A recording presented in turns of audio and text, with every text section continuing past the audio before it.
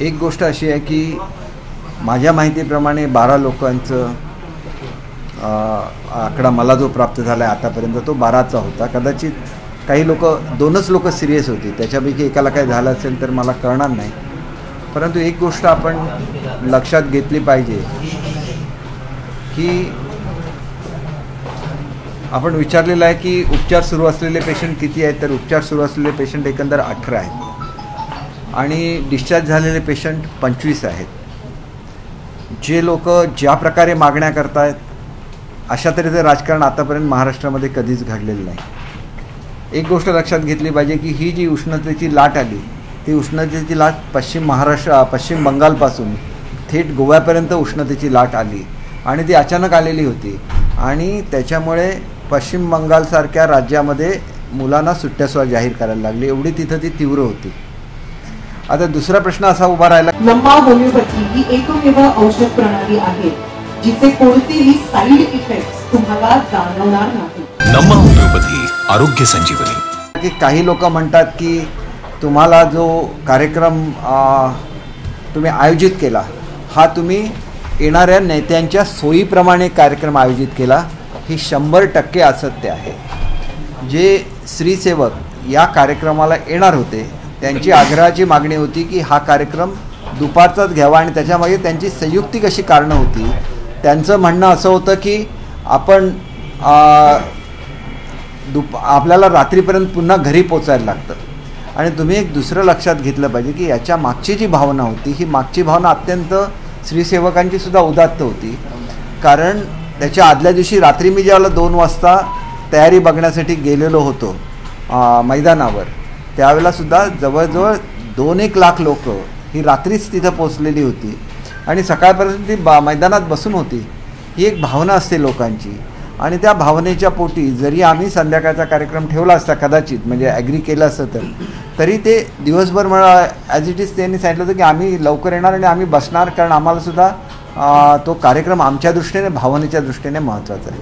आणि त्याच्यामुळे तुम्ही एकही त्रुटी त्याच्यामध्ये दाखवावी की त्याच्यामध्ये पाण्याची कनेक्शन्स कमी होती का, किंवा जे डॉक्टर्स आहेत 350 डॉक्टर्स हे स्पॉटवर होते, त्याच्यामध्ये सुपर स्पेशालिटी असलेले डॉक्टर्स होते, तिथं कार्डियक ॲम्ब्युलन्स होत्या, सगळ्या तऱ्हेच्या ॲम्ब्युलन्सेस होत्या. आणि त्याच्यामुळे मला असं वाटतं की अशा तऱ्हेने एखाद्या चांगल्या कार्यक्रमाच्याबद्दल राजकारण करणं हे संपूर्णपणे चुकीचं आहे. ज्या प्रकारे हे सगळं सांगण्यात येतं आहे ते प्रकार पूर्णपणे चुकीचं आहे. अमित शहाजींनी कधीही सांगितलं नव्हतं की त्यांना वेळ नव्हता, उलटं ते दुसऱ्या कार्यक्रमासाठी संध्याकाळी फ्लाईटने गोव्याला गेलेले आहेत. त्यांचा कार्यक्रम आम्हाला संध्याकाळी सुद्धा उपलब्ध होता. परंतु शेवटी हा कार्यक्रम त्याच्यामध्ये मुख्य सहभाग हा श्रीसेवकांचा होता, ज्यांचं मनापासूनचं प्रेम हे आप्पासाहेबांच्या बरोबर आहे आणि त्याच्यामुळे तो एक कौटुंबिक सोहळा होता त्यांच्या दृष्टीने.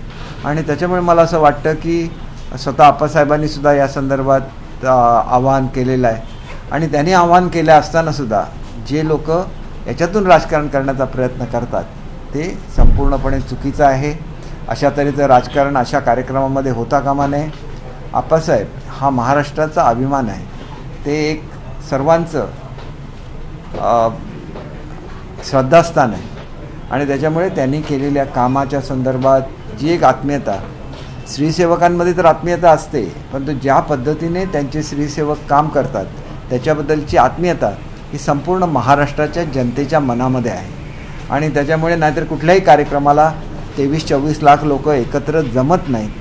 ते जमतात त्यावेळेला त्यांनी ज्या सूचना केलेल्या असतात त्याचाही विचार करायला लागतो आणि त्याच्यामुळे दिवसाचा कार्यक्रम घ्यावा ही त्यांची जी इच्छा होती आणि त्याच्यामुळे हा कार्यक्रम दिवसा घेतला गेलेला आहे.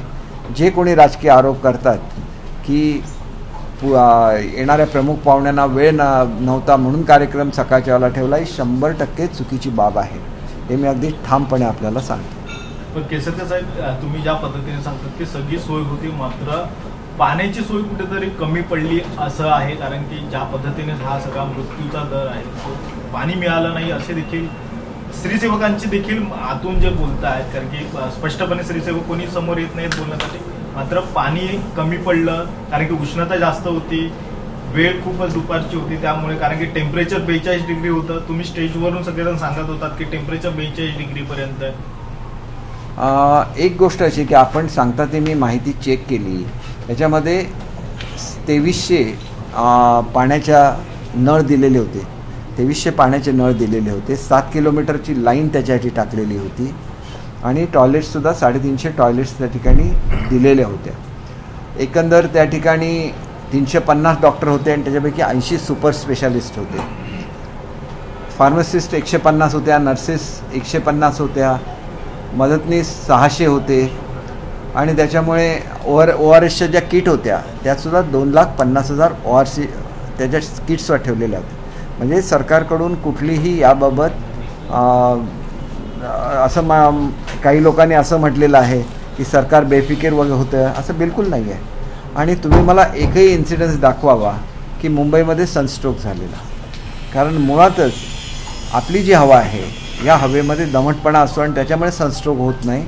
आणि ही एक एक्स्ट्राऑर्डिनरी परिस्थिती निर्माण झाली इथंच नाही तर संपूर्ण पट्ट्यामध्ये, म्हणजे वेस्ट बंगालपासून गोव्यापर्यंत या संपूर्ण पट्ट्यामध्ये ही परिस्थिती निर्माण झाली आणि ही परिस्थिती कोणी अँटिसिपेट केलेली नव्हती. दुसरं आपण एक गोष्ट घेतली पाहिजे लक्षात की जी कोणी आपल्या लक्षात येत नाही की मी सुद्धा एक भाविक आहे.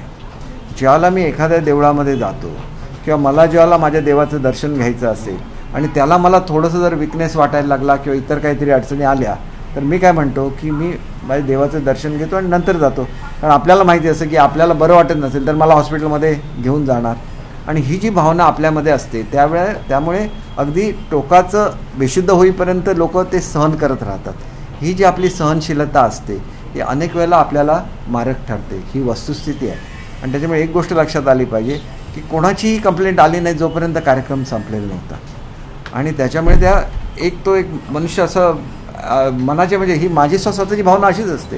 म्हणजे मला जरी अनकम्फर्टेबल वाटलं तरी मी काय म्हणणार की एकदा कार्यक्रम पूर्ण होऊन दे, अत्यंत पवित्र कार्यक्रम आहे आणि नंतर आपण काय तो उपचार घेऊया. पण अनेक वेळेला आपल्याला माहिती नसतं की सनस्ट्रोक म्हणजे काय असतो, कारण हा अपरिचित आहे. सनस्ट्रोक कुठे होतो? नागपूरसारख्या विभागामध्ये जिथं 45 डिग्रीवर टेम्परेचर जातं. मुंबईचं टेम्परेचर युजली 38वर जातच नाही, कारण आपला कोस्टल रिजन आहे, आपल्याकडे ह्युमिडिटी असते. पण हे सगळं लक्षात घेऊन 2 गोष्टी आहेत. एक म्हणजे पुरेशी व्यवस्था नव्हती का, तर पुरेशी व्यवस्था होती. परंतु पुरेशी व्यवस्था असतानाही हे घडणं हे अतिशय दुःखदायक आहे. सगळ्यांनाच, आम्हाला अतिशय दुःखदायक आहे. मुख्यमंत्र्यांनी त्याच्यावर दुःख व्यक्त केलं आहे, आप्पासाहेबांनी त्याच्यावर दुःख व्यक्त केलं आहे. म्हणजे अशा प्रसंगामध्ये की ज्या वेळेला आपण त्या कुटुंबाच्या बाजूने सुद्धा शासन उभं राहिलं, प्रत्येकी 5 लाख रुपये त्यांना मदत जाहीर केलेली आहे. परंतु हे सगळं ऑन रेकॉर्ड आहे की एवढी सगळी तयारी केलेली होती. परंतु एवढा मोठा क्राऊड ज्याला येतो आणि त्यावेळेला नैसर्गिक आपत्ती येते, त्याच्यामुळे ही आपत्ती कंट्रोल करणं हे अनेक वेळेला कोणाच्या ताकदीच्या बाहेरसुद्धा जाऊ शकतं. कारण लोकांची संख्या लक्षात घेतली आणि अचानक आलेली जी हीटवेव्ह होती आणि त्याच्यामुळे अत्यंत दुःखदायक असा हा प्रसंग आहे. संपूर्ण महाराष्ट्राला दुःख झालं आहे. परंतु त्याच्यामध्येही करणारी लोकं आहेत, हे महाराष्ट्राचं खऱ्या अर्थाने दुर्दैव आहे. महाराष्ट्रामध्ये अशासारख्या गोष्टीवर कधीच राजकारण आजपर्यंत केलं गेलं नाही. ते करणारी लोकं असावी. तर माझी त्यांना विनंती आहे की कुठल्या गोष्टीमध्ये राजकारण करणं ह्याला मर्यादा असते, तर अशी त्यांनी करू नये. सर, याला जोडून विचारतो, आप्पासाहेब धर्माधिकारी जे स्पष्टीकरण काढले त्याच्यामध्ये स्पष्ट सांगितलंय की या घटनेचं राजकारण नको. दुसरीकडे अनिकेत तटकरे यांनी सुद्धा आता काही वेळापूर्वी प्रतिक्रिया दिलेली आहे की या गोष्टीवरती आरोप प्रत्यारोप होता कामा नये, जे गंभीर आहेत त्यांच्यावर उपचार व्हायला हवेत. मात्र दुसरीकडे विधान परिषदेचे विरोधी पक्षनेत्यांनी सरकारवरतीच गुन्हा दाखल करण्याची मागणी केलेली आहे. तशीच मागणी सुप्रिया सुळेही करत आहेत. मग याला कशा प्रकारे बघता? एक गोष्ट अशी आहे की बघा, राजकारण कसं करायचं याची 2 उदाहरणं तुम्ही आम्हाला दिलीच. म्हणजे त्यांच्यासारखं राजकारण कोणी करू नये. ते राजकारण कुठल्या पातळीवर जाऊन राजकारण केलं जातं याचा विचार केला गेला पाहिजे आणि त्याच्यामुळे अशा तऱ्हेचं राजकारण करू नये असंच शेवटी म्हणावं लागेल. कारण ही शेवटी नैसर्गिक आपत्ती आहे, ही काही कोणी आपोआप केलेली नाही आहे. आणि नैसर्गिक आपत्ती त्याच वेळेला टेम्परेचर वाढणं हे कोणी एक्सपेक्ट केलं नव्हतं आणि त्याच्यामुळे मला असं वाटतं की याच्यामध्ये कोणी राजकारण करू नये. एवढी लोक येणार होते हे अगोदरपासून माहीत होतं, कारण की 20 लाखाचा आकडा गेल्या 3-4 दिवसापासून अगोदर सांगितला जात होता. हे सगळं माहीत असताना आपण सुविधा तुम्ही म्हणताय की सगळ्या पुरवल्या घेतल्या. मग ह्या जे अचानक तापमान जे वाढलं तुम्ही सांगताय, या अगोदर हवामान विभागाकडून काही अंदाज घेतला होता सरकारच्या वतीने की नव्हता घेतलेला? नाही, बघा, मी तुम्ही एक गोष्ट रेकॉर्ड चेक करून बघा. आपण सनस्ट्रोकने याच्यापूर्वी कोण आपल्या भागामध्ये गेलं आहे का, हे तुम्ही आकडेवारी घ्या. शेवटी आपण कशावर डिपेंडंट राहतो, पूर्वीच्या अनुभवावर डिपेंडंट राहतो.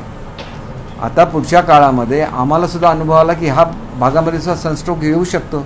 शेवटी शेतकरी असतात ना, शेतकरी उन्हामध्येच काम करत असतात. महाराष्ट्रातला शेतकरी आलेल्या लोकांमध्ये 90% लोक ही शेतकरी कुटुंबातली असते, जे दिवसभर उन्हामध्ये उभे असतात शेताची कामं करताना.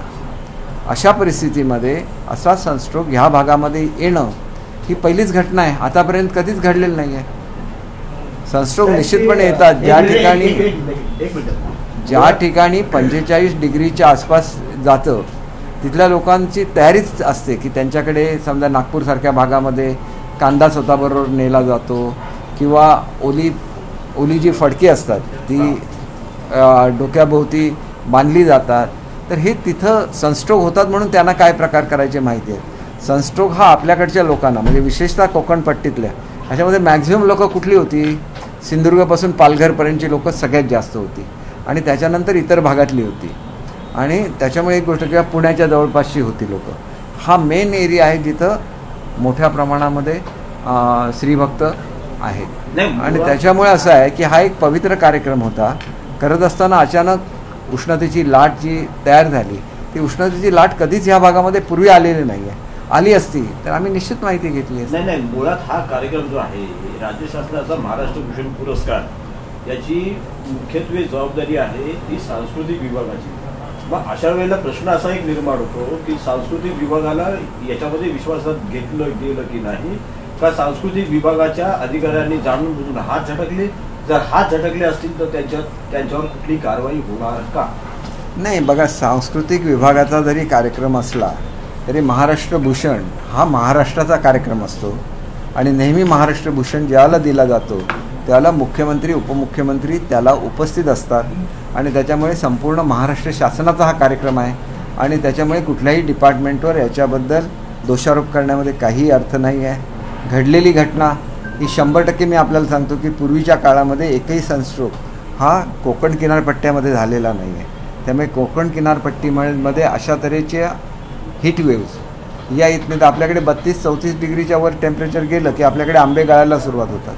म्हणजे हे सगळंच आहे, कारण हे टेम्परेचर डाऊन होतं की तिथं पाऊस तरी पडायला सुरुवात होतं. ही कोकणामधली आणि कोस्टल ह्याच्यावरची वस्तुस्थिती आहे. आणि त्याच्यामुळे एवढं टेम्परेचर 42 डिग्रीवर त्या दिवशी जाईल हे कोणी एक्सपेक्ट केलेलं नव्हतं. त्याच्यामुळे अगोदर माहिती घेण्याचा प्रश्न नाही, कारण ह्याच्यापूर्वी कधीच असा इन्सिडेंट घडलेला नाही. त्यामुळे पुढे जर असं कधी आयोजित करायचं असेल तर आम्ही डिपार्टमेंटकडून माहिती घेऊ. मेट्रोलॉजी डिपार्टमेंट कार्यक्रम स्थळ आणि रेल्वे स्टेशन ते डिस्टन्स लांब होतं आणि पायी चालत जाण्यामुळे किंवा रात्रीचं जागरण त्याच्यामुळे नियोजनाचा हा कुठेतरी फटका आहे असं वाटतं. नाही, बघा, असं आहे की रात्री कोणाला तरी यायला सांगितलेलं नव्हतं, पण शेवटी भक्ती मार्गातली लोक आहेत. आपण पंढरपूरला जाताना चालत जातो, रात्रंदिवस चालत जातात दिंड्या. हा जो भक्ती मार्गातला प्रकार असतो त्याच्यामध्ये त्यांना दिवस आणि रात्र असं काही नसतं. मी तुम्हाला आधीच सांगितलं, रात्रीच्या वेळेला 2 लाख लोक रात्रीच्या वेळेला आलेली होती. आणि अनेक लोकांना कोमॉर्बिडिटीसुद्धा असते. लाईक मला आता डायबिटीस आहे किंवा हाय ब्लड प्रेशर आहे, असं अनेक लोकांना असू शकतं. आणि मग ते ॲग्री होतं, म्हणजे ते वाढतं आणि अशा प्रकारांमध्ये. त्याच्यामुळे मला असं वाटतं की सगळ्यांच्या दुःखामध्ये आम्ही सर्वजण सहभागी आहोत. आम्हालासुद्धा अतीव दुःख झालं आहे ज्या ह्याच्यात झालं आहे. पण तुम्हाला एकच गोष्ट सांगतो की असं असेल आणि हे जर असे आरोप करत असले तर स्वतः मुख्यमंत्र्यांच्या पत्नी आणि चिरंजीव पूर्ण वेळ उन्हामध्ये बसलेले होते. इतरांसारखेच पूर्ण वेळ उन्हामध्ये होते. कुठलंही सावली त्यांच्यासाठी क्रिएट करण्यात आलेली नव्हती, कारण ते श्रीसाधक आहेत, तसे बसले. आणि अशी जर परिस्थिती असती तर कोणी स्वतःच्या पत्नीला पाठवलं असतं का, स्वतःच्या मुलाला पाठवलं असतं का, लोकांच्या बाबतीत काळजी घेतली असं बिलकुल नाही आहे. स्वतः त्या पुढच्या रांगेमध्ये बसलेल्या होत्या, उन्हामध्ये होत्या, डोक्यावरून पदर घेतलेला होता. हे सगळ्यांनी बघितलेलं आहे त्या ठिकाणी. स्वतः श्रीकांत शिंदे हे उन्हामध्ये संपूर्ण वेळ जोपर्यंत संपली नाही म्हणजे हे कार्यक्रम तोपर्यंत श्रीकांत शिंदे सुद्धा पूर्णपणे उन्हामध्ये बसलेले होते. हा शेवटी एक भक्तिभाव असतो आणि त्या भक्तिभावाच्या संदर्भात कोणीही काही बोलणं हे मला वाटतं फारसं योग्य नाही. आणि म्हणून शेवटी असं आहे की ज्या लोकांना राजकारणाच्या पलीकडे काही दिसतच नाही त्याने हा भक्तिभावही दिसणार नाही, महाराष्ट्राची परंपराही दिसणार नाही किंवा अशा तऱ्हेची हिटवेव पूर्वी महाराष्ट्राच्या ह्याच्यामध्ये कधी आलेली नाही हे सुद्धा कधी दिसणार नाही. एक राजकीय प्रश्न, गेल्या काही दिवसापासून एक चर्चा चालू आहे की अजित पवार आहेत ते कुठेतरी भाजपच्या संपर्कात आहेत. कसं बघताय, कारण की राजकीय भूकंप होण्याचा जो मार्ग आहे तो दिसून येतो सगळं. आज तुम्ही बघितलं आणि आजचं जर यांचं संजय राऊतांचं स्टेटमेंट बघितलं तर ते ॲफर्मेटिव्ह स्टेटमेंट आहे की असं होण्याची शक्यता आहे आणि असं होण्यामागे काय कारण आहे त्याची कारणमीमांसा त्यांनी देण्याचा प्रयत्न केलेला आहे. ही कारणमीमांसा तुमच्याकडे मागितली आहे कोणी? मुळातच तुमच्याकडे कोणी ती मागितलेली नाही आहे. अजितदादा जर जात असतील पक्षामधून बाहेर किंवा भाजपला सपोर्ट करणार असतील तर तो त्यांचा व्यक्तिगत निर्णय आहे. हा जो व्यक्तिगत निर्णय आहे हा व्यक्तिगत निर्णय हा ते स्वतः घेऊ शकतात, त्यांना कोणी अडवलेलं नाही आहे. आणि दुसरी गोष्ट अशी आहे की ते एक अत्यंत पॉप्युलर असे नेते आहेत. महाराष्ट्रामध्ये जे आमदार 1 लाखाच्या वर मताधिक्याने निवडून आले त्याच्यामधले ते एक आहेतच, परंतु महाराष्ट्रामध्ये आतापर्यंतचं हायेस्ट मार्जिनने निवडून आलेले ते आमदार आहेत. त्यांना 1,80,000पेक्षा जास्त मार्जिन हे बारामती मतदारसंघातून मिळालेलं आहे. आणि त्याच्यामुळे मला असं वाटतं की संजय राऊतांसारखे जी लोक कधीही थेट निवडून आले नाहीत, जे नेहमी राज्यसभेवर जाऊन बोलतात, त्यांनी अशा लोकनेत्याबद्दल बोलण्याचं फारसं कारण नाही असं मला स्वतःला वाटतं. ते जर तुमच्याकडे आले तर त्यांचं स्वागत केलं जाईल का तुमचं? स्वागत तर हे बघा, दादा एक काम करणारे मंत्री आहेत, इतर काहीही असू शकतं. दादा ज्यावेळेला उपमुख्यमंत्री होते त्यांच्याविरुद्ध आम्ही लढा दिला, आम्ही आमदार बाहेर पडलो. याचं कारण असं होतं की त्यावेळेला ते ऑथॉरिटीमध्ये होते, ते उद्धवसाहेबांच्या हातात काही नव्हतंच त्यावेळेला. आणि त्याच्यामुळे उद्धवसाहेब त्यांच्यासमोर बोलायची उद्धवसाहेबांची काय हिंमत होत नव्हती, काय नव्हती मला माहिती नाही, परंतु ते स्वतः निर्णय घेत होते आणि ते आपल्या पक्षाच्या हिताचे निर्णय घेत होते, कारण ते राष्ट्रवादीचे होते आणि त्यांनी राष्ट्रवादी वाढण्यासाठी काम केलेलं होतं. दुसऱ्या पक्षामध्ये गेले तर ते तो पक्ष वाढवण्याचा प्रयत्न करतील. आणि त्याच्यामुळे मला असं वाटतं की याच्याबद्दल का आम्हीच लढा दिला ना. ज्यावेळेला त्यांनी राष्ट्रवादीचे म्हणून उपमुख्यमंत्री असताना आमच्यावर अन्याय झाला, आम्ही त्यांच्याविरुद्ध लढा दिलेला आहे, पण ते आमच्यामध्ये आले तर ते असं करणार नाही त्याची आम्हाला खात्री आहे. आणि त्याच्यामुळे आम्हाला काय वाईट वाटण्याचं काहीच कारण नाही. असं देखील बोललं जातंय की आता मुख्यमंत्री पद हे अजित पवार दिलं जाऊ शकतं आणि शिंदेंना कुठेतरी बाजूला सारलं होतं, असं देखील चर्चा उदाहरण आहे. हे काय माहिती आहे, हे ज्यांच्या पोटात दुखतं ना ते असं बोलू शकतात. तुम्ही अगदी शांतपणे बघा, ॲक्शन स्पीक्स असं म्हटलं जातं, बॉडी लँग्वेज महत्त्वाची असते. ज्यावेळेला आदरणीय पंतप्रधान महोदय महाराष्ट्रामध्ये आले तर शिंदेसाहेबांचा स्वभाव थोडासा लाजरा आहे, तसे बाजूला उभे राहतात. त्यांना मोदी साहेबांनी हाताला धरलं आणि आपल्या शेजारी आणून उभं केलं. काल या ठिकाणी शहासाहेब आले, मुख्यमंत्री जराशे बाजूला होते, लगेच त्यांनी मुख्यमंत्र्यांना आपल्या शेजारी आणून उभं केलं. स्वतः देवेंद्र फडणवीस साहेबांनी डिक्लेअर केलं की पुढची निवडणूक ही शिंदे साहेबांच्या नेतृत्वाखाली युती महाराष्ट्रामध्ये लढवेल. एवढं स्पष्ट संकेत दिले असताना कोणीतरी एखादा कुडमुड्या ज्योतिषी बोलतो आणि त्याच्याबद्दल तुम्ही मला जर बोलायला लागला, म्हणजे स्टेटमेंट विचारला लागला तर चुकीचं होईल. ते काँग्रेसचे सेक्रेटरी वेणुगोपाल आज उद्धव ठाकरेंची भेट घेत आहे. नाही, त्यांना सगळ्यांनाच असं झालं आहे की काँग्रेस शिवसेनेशिवाय जिवंत राहू शकत नाही आणि शिवसेना काँग्रेसशिवाय, शिवसेनामध्ये ती शिवसेना नाहीच आहे. उबाठा जो सेना आहे ना, ती उबाठा सेना काँग्रेसशिवाय राहू शकत नाही. कारण कालच्या नागपूरची सभा ही त्याचं उत्कृष्ट उदाहरण आहे की नाना पटोले वगैरे बोलत होते, त्यावेळेला सगळे लोक होते. उद्धवसाहेब बोलायला उभे राहिल्याबरोबर लोक उठली आणि जायला निघाली. याचा अर्थ काय होतो की ते उद्धवसाहेबांसाठी एकतर आलेले नव्हते. आणि त्याच्यामुळे काँग्रेसने आयोजित केलेली बैठक होती, त्यामध्ये काँग्रेसचे कार्यकर्ते होते. जरी वरच्या लोकांनी काही म्हणून दे, खालच्या लोकांना उद्धवसाहेब मान्य नाही, ही याच्यातली वस्तुस्थिती आहे. उद्धवसाहेबांना मोठी खुर्ची दिली तरी खालची लोक उसळून उठतात. याचं कारण काय आहे, शिवसैनिक म्हणून काँग्रेसबरोबर नेहमी फाईट झालेली आहे, त्यामुळे ती फाईट इथं संपू शकते, खाली नाही संपू शकत.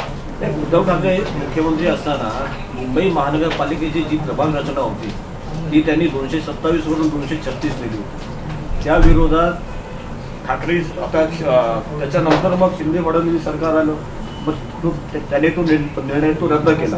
ते त्याच्या विरोधात राजू पेडणेकर नावाचे एक ठाकरे गटाचे माजी नगरसेवक ही मुंबई उच्च न्यायालयात गेले आणि आज मुंबई उच्च न्यायालयाने त्यांची याचिका फेटाळून लावली आणि 227 ही प्रभाग रचना कायम ठेवली. याबद्दल आपलं मत? एक गोष्ट आहे बघा, कोर्ट जो निर्णय देतं ना त्याच्यावर आपण काय कॉमेंट्स करायचेच नसतात. याचा अर्थ दुसरा अर्थ काय होतो की सरकारने जो निर्णय घेतला तो निर्णय योग्य होता म्हणून त्यांची याचिका फेटाळून लावली. अशा तऱ्हेचा अनुभव त्यांना नेहमी येणार, कारण ते असे आहेत की ते प्रत्येक ठिकाणी वेळ काढूपणाचं हे धोरण करतात. त्याच्यासाठी आपणच कोर्टामध्ये जातात, आपणच काहीतरी करतात. आत्ताच तुम्ही सांगितलं की ते जे याचिकाकर्ते होते ते उभाठा सेनेचे त्या ठिकाणी कार्यकर्ते होते. त्याच्यामुळे त्यांनाच ती चपरा काय असं समजलं पाहिजे. कि हिंदी में यही बोलना चाहूँगा कि जो हीट वेव आ गया था और उसकी वजह से जो भी दुर्घटना हुई है उसके लिए हम सबको बहुत खेद है. हमारी संवेदनाएं जो लोगों की यहाँ पे जिनके बारे में ये घटना हुई वो सबके प्रति हमारी संवेदना है. सरकार उनके साथ है. मदद डिक्लेयर करने से उनका दुख कम नहीं हो जाता, लेकिन उनका दुख बहुत ज़्यादा है और इस दुख की घड़ी में हम उनके साथ हैं. जो भी प्रिकॉशंस लेनी थी वो पूरी तरह से प्रिकॉशंस उस मैदान पे थी, लेकिन फिर भी ये इंसिडेंस हो गया. कुछ लोग इससे भी पॉलिटिक्स करना चाहते हैं. किन लोगों ने ऐसे बोला कि केंद्रीय मंत्री जी को समय नहीं था इसलिए दोपहर को लिया गया. ये बिल्कुल झूठ बात है. जो श्री सेवक है उनकी ही मांग थी कि ये प्रोग्राम दोपहर को लिया जाए ताकि हम लोग वापस जा सके, सुबह वो आ सके और रात को जा सके. इसलिए उन्होंने 12 का समय मांगा था, लेकिन धूप की वजह से हम लोगों ने उसको 10:30 बजे कर दिया था. उनका ये कहना था कि हम लोग वैसे भी अगर आप शाम को भी रखेंगे तो भी हमें आके यहाँ बैठना ही है. और आप देखिए कि उससे पहले दिन भी 2 लाख से ज़्यादा लोग रात को ही वहाँ पहुँच गए थे. तो ये बिल्कुल कहना गलत है. किसी भी वक्त जो सृष्टि है वो उपलब्ध थे, लेकिन ये मांग थी. इस मांग की वजह से इस प्रोग्राम का दोपहर का वक्त उसमें दिया गया. कितने डॉक्टर्स वगैरह पानी की कुछ कमी की बातें सामने आ रही है? नहीं, ये बिल्कुल गलत बात है. 350 डॉक्टर्स वहाँ पे उपलब्ध थे, जिनमें से 70 सुपर स्पेशलिस्ट थे. नर्सिस अराउंड 150 नर्सिस वहाँ पे थी और 600 मेडिकल असिस्टेंट्स वहाँ पे थे. 2500 से 2300 करीब 2300 नल वहाँ पे लगाए गए थे और पूरी से मात्रा में टॉयलेट्स भी वहाँ लगाए थे. जैसे आपने कहा कि पश्चिमी महाराष्ट्र के तापमान को ध्यान में रखते हुए जिस तरह से रायगढ़ डिस्ट्रिक्ट में पूरा हादसा हुआ, एक तरफ से गर्मी का प्रकोप है, कहर कह सकते हैं, क्या लगता है कि इस तरह के कार्यक्रम जैसे पहला इंसिडेंट कह सकते हैं महाराष्ट्र के लिए ये पहला इंसिडेंट, मतलब सनस्ट्रोक का पहला इंसिडेंस नहीं है. ये पहला इंसिडेंस कोस्टल रीजन के लिए है. आज तक कोस्टल रीजन में एक भी मौत नहीं हुई है सनस्ट्रोक की वजह से. तो कोकण बेल्ट जो है इसमें कभी भी ऐसे नहीं होता. ये एक्स्ट्राऑर्डिनरी सिचुएशन आ गई कि जब ये हीट वेव आ गई, वो पश्चिम बंगाल से गोवा तक ये हीट वेव चली और उसी वजह से पश्चिम बंगाल में स्कूलों को भी छुट्टी दी गई. तो ये एक्सपेक्टेड नहीं था और इसीलिए मुझे लगता है कि जो एक्सपेक्टेड नहीं था वो अचानक से हो गया. तो लोगों को उसकी आदत ही नहीं है, कोंकण के लोगों को, क्योंकि स्पेशली ये कार्यक्रम कोंकण में था और जो फॉलोअर्स है जिसको हम लोग श्री सेवक बोलते हैं वो ज़्यादातर कोंकण बेल्ट से है. उनके तो पूरे विश्व में फॉलोअर्स हैं, लेकिन कोंकण बेल्ट में सबसे ज़्यादा है. तो एक अनएक्सपेक्टेड चीज़ थी. इसके लिए खुद अपा साहब धर्माधिकारी साहब ने भी बोला है कि इससे कोई पॉलिटिक्स नहीं करे.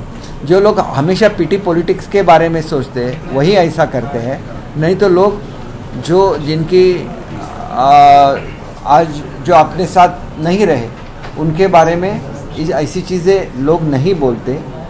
वो तो कैसे अच्छे से अच्छा ट्रीटमेंट दिया जाए, कैसे लोगों को बचाया जाए, यही महाराष्ट्र की संस्कृति है. ये जो पीटी पॉलिटिक्स है आज के दिनों में ही आ गया है और मुझे ऐसे लगता है कि किसी को भी इसमें पॉलिटिक्स नहीं करना चाहिए. एक बात और कही कि जिस तरह से सभा में सब लोग आए, स्वयंसेवक जो है या कोकण बेल्ट से लोग आए, राजकीय अनुभव से आए, जैसे किसान थे, किसान अक्सर खेत में काम करते हैं, कड़ी धूप में काम करते हैं, उन्हें एक आदत सी होती है. तो ये सनस्ट्रोक एक प्राकृतिक घटना के तौर पर उसको देखना चाहिए, क्योंकि 90% जो श्री सेवक आए थे वो एग्रीकल्चरल कम्युनिटी को बिलोंग करते हैं. तो हमारे जो शेतकरी है वो तो दिन भर धूप में ही काम करते हैं, तो उनको धूप का कुछ ज़्यादा प्रभाव नहीं लगता है, ऐसे उनका मानना है. लेकिन ये हीट वेव तो उनके लिए भी अनएक्सपेक्टेड थी. तो जो भी हो गया बहुत बुरा हो गया. और हम उनके परिवार की संवेदना में हम लोग शामिल हैं। विपक्ष कह रहा है कि नेताओं के लिए बड़ा मंच बनाया गया था, एसी लगाया गया था, क्या जो ओपन स्पेस वहाँ पे पंडाल लगाकर धूप से बचा जा सकता था? आरोप लगा रहा है कि नेताओं की वजह से जीती हुई है। देखिए, मैंने तो आज तक कभी नहीं देखा कि 26 लाख लोगों के लिए पेंडॉल बन सकता है। वो बना सकते, वो कुछ भी कर सकते, वो तो मुंह से हमेशा बातें करते रहते हैं। It is not possible. ये एक सीरियस इंसिडेंस है, उनको ऐसी बातें नहीं करनी चाहिए, क्योंकि इतना बड़ा पेंडॉल जिसमें 26 लाख लोग बैठ सकते हैं, ये तो एक एक्स्ट्रा ऑर्डिनरी घटना होती है। 26 लाख एक तो पहले कभी भी पूरे विश्व में इकट्ठा नहीं हुए, और जो लास्ट टाइम जब नाना साहब का ये था सत्कार था, तो उस वक्त Guinness book of world record में उसका नाम आ गया। तो आप सोचिए कि वो अलग ही चीज़ है, उनकी शिस्त अलग है, वो जो समाज के लिए काम करते हैं वो अलग है, और इसको आप ऑर्डिनरी किसी भी चीज़ के साथ उसकी कंपैरिजन नहीं कर सकते। तो उनका जो बड़प्पन है वो ऐसी व्यक्तियों के समझ में कभी भी नहीं आएगा कि उनको अपास्वामी बोलते हैं, तो अपास्वारी बोलते हैं, तो अपास्वारी का जो बड़प्पन है वो उनके समझ में नहीं आएगा। क्या अब इस तरह की सभा अगर होती तो मौसम विभाग की राय लेना जरूरी होगा सरकार? इससे आगे हम लोग जरूर राय लेंगे, क्योंकि ऐसी इंसिडेंट्स महाराष्ट्र में फर्स्ट टाइम हुई है। तो फर्स्ट टाइम जब इंसिडेंट्स होता है तो उससे हम लोग कुछ सीखते हैं और उससे प्रिकॉशन कैसी लेनी है। जबकि अगर यही प्रोग्राम नागपुर में या विदर्भ में होता तो हम जरूर उसके बारे में मेट्रोलॉजी डिपार्टमेंट से पूछ लेते, लेकिन यहाँ ऐसे कभी भी नहीं हुआ कोस्टल जोन में। तो ये कोस्टल जोन में था और फर्स्ट इंसिडेंस है इस तरफ का, तो नेक्स्ट टाइम से वो भी हम लोग पूछ लेंगे। महाराष्ट्र की राजनीति में जो हमला करना है वो अजित पवार का नाम लिया जा रहा बड़े पैमाने पे कि वो बीजेपी का दामन थाम सकते हैं, आप लोग की तरफ भी रुख कर सकते हैं, किस तरह से? देखिए, अजित दादा एक काम करने वाले राजकीय कार्यकर्ता है जो हमेशा कार्यरत रहते हैं, और वो जब जीत के आते हैं तो उनका मार्जिन जो है वो 1,80,000 से ज़्यादा है, जो महाराष्ट्र में सबसे ज़्यादा है। तो ऐसे कार्यकर्ता किसी भी पार्टी में जाए वो पार्टी के लिए असेट होते हैं। लेकिन ऐसी पार्टियां भी रहती है जो अपने घर की मुर्गी दाल बराबर बोला जाता है। तो आजकल शायद वही स्थिति हो गई होगी, इसलिए उन्हें लगा होगा कि हम लोग यहाँ नहीं रहे। पहले भी ऐसे इंसिडेंट्स हुए हैं जब वो हाजिर भी थे लेकिन उनको स्पीच करने के लिए नहीं बुलाया गया। तो ये भी होता है, अच्छे नेता को कभी कभी दुर्लक्षित कर देते हैं लोग, फिर उसकी जो सजा है वो भी उनको भुगतनी पड़ती है। एक बार पहले भी बीजेपी के साथ जा चुके हैं, आप लोग कितना भरोसा कर सकते हैं अजित पवार पर या पवार साहब के ऊपर? कहीं उनकी नई रणनीति तो नहीं कुछ? देखिए, ऐसा है कि हमने तो नहीं बोला कि वो हमारे पास या बीजेपी के साथ आने वाले हैं। बड़ा पक्ष तो बीजेपी है। अगर बीजेपी में भी जाते हैं तो एक तरह से युति मजबूत ही हो जाती है। तो युति का मजबूत होना महाराष्ट्र के लिए एक अच्छी चीज़ है, और इसलिए मुझे ऐसे लगता है कि अगर ये होता है तो ये अच्छा है। वेणुगोपाल आज उद्धव ठाकरे से मातों से जाकर मुलाकात करने वाले हैं, क्या लग रहा है ये बैठकों का दौर लगातार होते जा रहा है, बढ़ते जा रहा है? देखिए, मेरा तो मानना ऐसे है कि एक दूसरे के सिवाय वो सर्वाइव ही नहीं हो सकते, लेकिन क्या उनका जो इकट्ठा आना है वो नीचे के जो कार्यकर्ता है उनको मंजूर है क्या? उसका जवाब तो आपको नागपुर में मिल गया। जब नाना पटोले जी या तो कांग्रेस के कोई लोग बोल रहे तो सब लोग बैठे हुए थे। उद्धव साहब का जब चालू हो गया भाषण तो एकाएक से उठ गए, उठ के अबाउट टर्न करके वो बाहर निकल गए। इसका साफ मतलब ये है कि वो सब कांग्रेस के कार्यकर्ता थे, वो उद्धव साहब के लिए नहीं आए थे, वो कांग्रेस के मीटिंग के लिए आए थे, और वो उद्धव साहब को मानते नहीं इसलिए निकल गए वहाँ से। थँक्यू। प्रश्न आहे, अजित दादा शरद पवार यांच्या परवानगीनंतर येणार असं रवी राणाने एक वक्तव्य केलेलं आहे, त्याच्याकडे तुम्ही कसं? असं आहे की आजपर्यंत पवारसाहेब सांगतील तेच महाविकास आघाडीमध्ये चालत होतं। आता ती जागा राहुल गांधींनी घेतलेली आहे आणि त्याच्यामुळे असा जर निर्णय पवारसाहेबांनी घेतला तर तो काही चुकीचा आहे असं मी म्हणू शकणार नाही, कारण शेवटी पवारसाहेबांचं नेतृत्व हे भारतातलं सर्वात ज्येष्ठ नेतृत्व समजलं जातं आणि त्यांचा योग्य तो मान ठेवला, जे कुठे असतील तरी त्यांचा योग्य तो मान ठेवला गेला पाहिजे असा एक मराठी कार्यकर्ता म्हणून मला वाटतं, आणि मी स्वतः त्यांच्याबरोबर काम केलेलं आहे, त्याच्यामुळे त्यांचा ग्रेटनेस मला माहिती आहे। प्रकाश आंबेडकर ने बयान दिया कि आने वाले 15 दिनों में कुछ दो बड़ी चीजें महाराष्ट्र में होंगी। कैसे देखते हैं? देखिए, दो चीज़ें, वो तो महान नेता है तो उनके बारे में मैं कुछ नहीं बोल सकता, क्योंकि वो अंबेडकर जी के ग्रैंडसन हैं, तो उनका ये हक है कि वो बोल सकते हैं। लेकिन जो भी वो बोलते हैं वो भी हम लोग बहुत सीरियसली लेते हैं। जैसे उन्होंने बोला है कि एक इंटरनेशनल सेंटर होना चाहिए मुंबई में। हम लोग जैसे हमारे स्टूडेंट्स को बाहर भेजते हैं कुछ वो नया सीखे, तो वैसे प्रदेश के सब लोगों को यहाँ आना चाहिए। अंबेडकर जी के विचार उन्होंने सुनने चाहिए और उससे कुछ सीखना चाहिए। इसीलिए उन्होंने जो सजेस्ट किया है वो चीज़ हमने एक्सेप्ट की है, और वैसे बदल हम लोग जो हमारा ओरिजिनल प्लान था उसमें हम लोग बदल कर रहे हैं, क्योंकि हम उनके बहुत इज्जत करते हैं। दूसरी चीज़ ये भी है कि आनंदराज अंबेडकर साहब ने हमें बोला था कि जो बाबा साहेब अंबेडकर ने क्रिएट किया है उसको बौद्धजन पंचायत समिति बोलते हैं। तो बौद्धजन पंचायत समिति का जो हेडक्वार्टर है वो हेडक्वार्टर बनाया था उनके जो पुत्र थे, जिनको क्रांति सूर्य बोला जाता था, भैया साहब बोला जाता था, उनको क्रांति सूर्य भैया साहब बोला जाता था। उन्होंने वो छोटा सा एक ऑफिस बनाया था। आज उसका उस छोटे के जो पौधा है उसका आज वृक्ष बन गया है। आनंदराज साहब ने उसको 7 मंजिले का बहुत बड़ा ऑफिस बनाया है। तो उसके लिए भी हमने 25 करोड़ डिक्लेयर किए, और नेक्स्ट वीक तक उसका भी GR आ जाएगा। तो हम लोग अंबेडकर साहब के विचार के तरफ हमारा ये है, लेकिन पॉलिटिकली वो क्या बोलेंगे उसका जवाब देना, मैं उनका रिस्पेक्ट करता हूँ, इसलिए उनका जवाब देना मुझे ठीक नहीं लगता।